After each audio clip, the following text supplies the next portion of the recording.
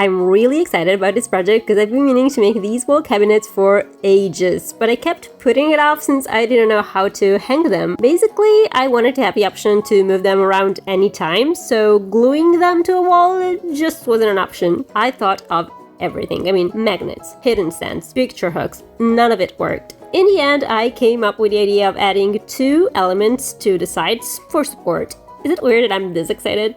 Probably. Anyway, hi everyone, welcome back to the channel, and if you're new here, it's great to meet you. I'm Stella, and I feel like I've been babbling way too much, so let's jump into the project, shall we? To make the first element, we're gonna have to cut this part twice. Now, I typically use cardstock from old packaging for my projects, and I will do that later on, but for this particular element, I decided to switch to wood. Mostly because I wanted to try out my brand new toy.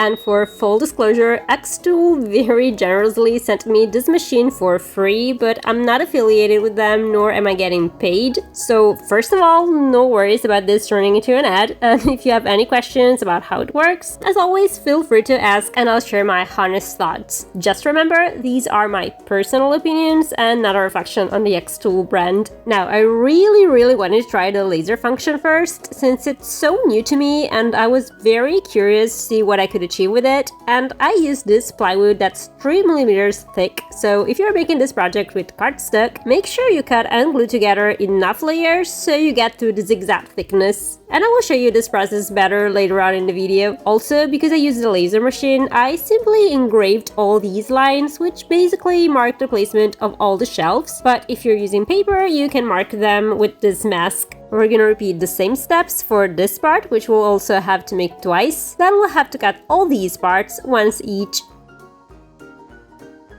And finally, we'll cut this one 8 times. And again, all the pieces should be 3mm in thickness. Now, I wanted these cabinets to match the colors I used for the rest of the kitchen, so I painted wood to match the countertop. And if you're making this project with cardstock, I suggest starting with a base of acrylic gesso, then coloring it with acrylic paints. You can see this process in more detail in my miniature kitchen tutorial, which you'll find linked at the end of the video.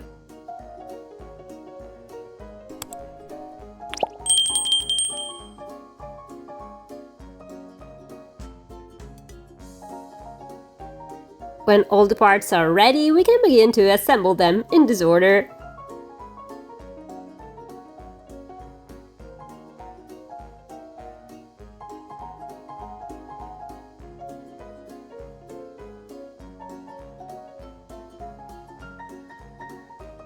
We can now move on to the second element of our project. We'll just have to cut this part twice, then this part also twice, and finally this one. Once again, all the pieces should measure 3mm in thickness, and just like I did for the first element, I painted them with acrylics so that they would match the rest of the kitchen. And as always, you can find a list of all the supplies I used for this project, including this plywood and acrylic paints, in the description. Finally, we can assemble all the panels in this order. For the next element, I switched back to my beloved cardstock. First, we're gonna cut this part, and since cardstock isn't as thick as wood, we'll need to cut 3 or 4 layers and glue them together. And anyway, I know this is kind of a weird thing to geek out about, but I absolutely love this marking feature on the M1 Ultra. My other cutting machine doesn't have it, so I had to cut one tiny piece of cardstock at a time, and it was like a total guesswork nightmare. And now I can see exactly where the cardstock is and use every bit of it without waste, so I'm kind of obsessed with it. Back to the project. At this point, we can cover both sides of the panel with a layer cut into lightweight cardstock. And the final piece should measure 3mm in thickness. We'll have to make 2 of these, and then we're gonna repeat the same steps for this part, which we'll also have to make twice.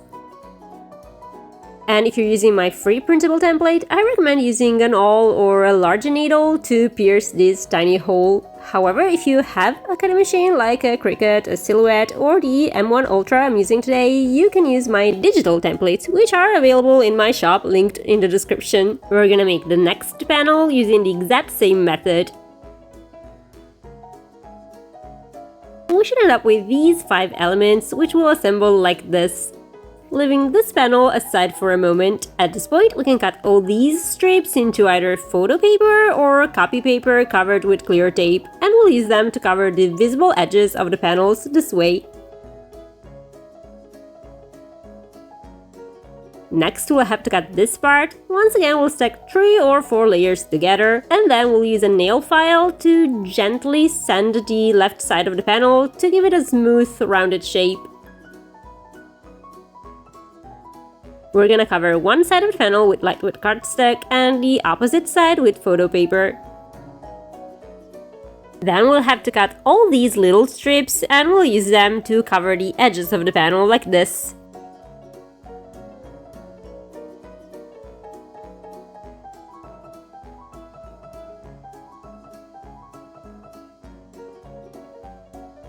Next, we'll have to cut this part into lightweight cardstock and we'll press it against a wet sponge to make it softer. Then we'll roll it around a toothpick or a skewer to give it a bit of a rounded shape. And finally, we'll glue it to the right side of the panel like this. To connect the door to the rest of the cabinet, we're gonna need a piece of metal wire. We're simply gonna slide the wire into the top and bottom sides of the door right into these holes.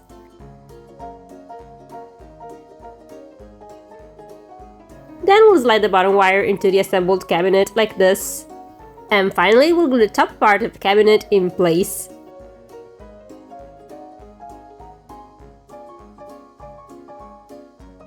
At this point, we can glue these two parts together. And then we'll glue the resulting piece to the first element this way. Time to move on to the next piece, a range hood. We're gonna start by cutting this part a few times and then we'll stack all the layers together until we get to a thickness of 6 millimeters. Then we'll have to cut this part 3 or 4 times and once again we'll glue all the layers together. The resulting piece should be roughly 2 millimeters thick. We're gonna repeat the same process for this part, which we'll have to make twice. We should end up with these 4 pieces, which we'll have to paint black.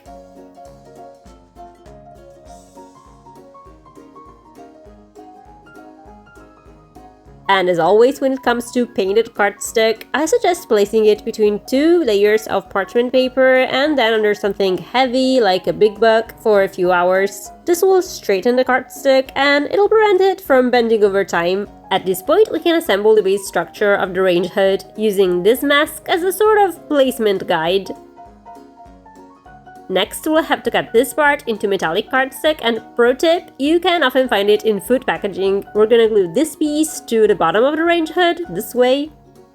Then we'll have to print and cut this part, and yes, the M1 Ultra actually does print as well, and the quality is similar to that of a regular home printer, so not as high definition as a photo printer like my Canon Selfie, but for a quick print job, it's a great option. Next, we'll have to cut this part.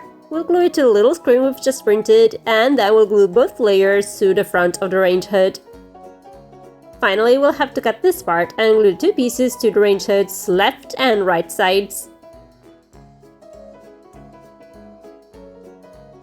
To make a little cabinet, we're gonna cut this part 3 or 4 times, we'll stack all the layers together, and then we'll cover the resulting piece with lightweight cardstock on both sides. We're gonna have to make a second identical panel, and then we'll repeat the same process to make all these parts. Once again, all the panels should be 3 millimeters thick. We're gonna assemble them in this order, leaving the top panel aside for a moment, and just as we did for the previous cabinet, we're gonna cover all the visible edges with these strips.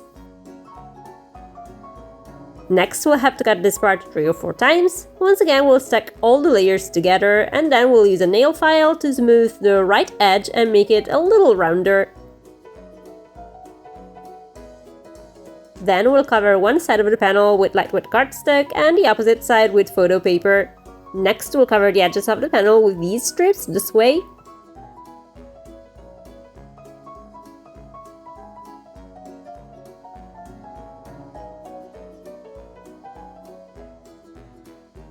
And finally, we'll use this part of the template to make a little handle, which we'll glue to the left side of the panel. At this point, we can attach the door to the rest of the cabinet, yet again using a piece of metal wire. Then we'll glue the top part of the cabinet in place. We'll attach the range hood to the cabinet this way. And lastly, we'll glue the final element to the previous ones. We can now move on to the next piece of our project. We'll start by cutting this part, then this one, And finally this one 3 times. Once again, all the panels should measure 3 millimeters in thickness, and we'll simply have to assemble them like this. We should end up with this. Next, we're gonna cut all these parts once each. And then this one twice.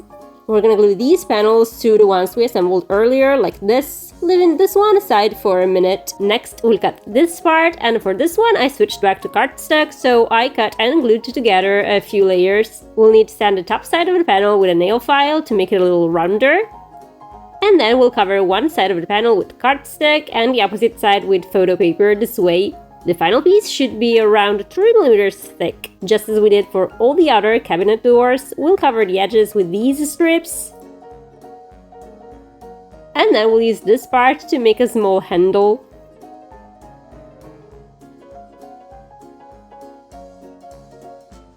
Finally, we'll use a piece of metal wire to connect the little door to the cubby like this. Next, we're gonna cut this panel, and once again it should be 3 millimeters thick, and we'll glue it to the rest of the structure this way.